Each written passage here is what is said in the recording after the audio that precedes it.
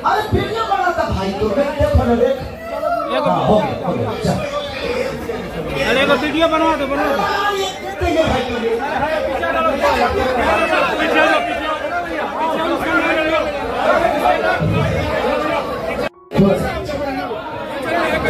श्वेता इधर आ।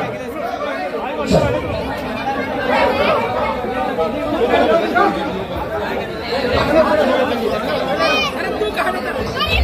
कल से ही खेसारी भैया का ये वीडियो काफी तेजी से वायरल हो रहा है, जिस वीडियो को देखने के बाद हर एक इंसान को गुस्सा आ जाएगा। जी हाँ, जिस तरह से व्यवहार इसमें खेसारी भैया ने किया है सबको गुस्सा आएगा।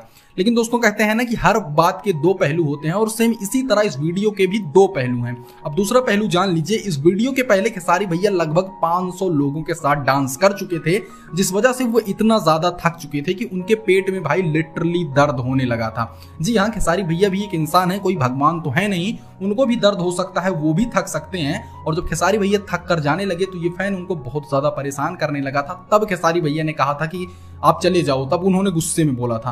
तो दोस्तों आपको क्या लगता है? खेसारी भैया भी भाई एक इंसान है, उनसे भी गलतियां हो सकती हैं। वैसे इसके बारे में आपकी क्या राय, हमको कमेंट जरूर कीजिएगा।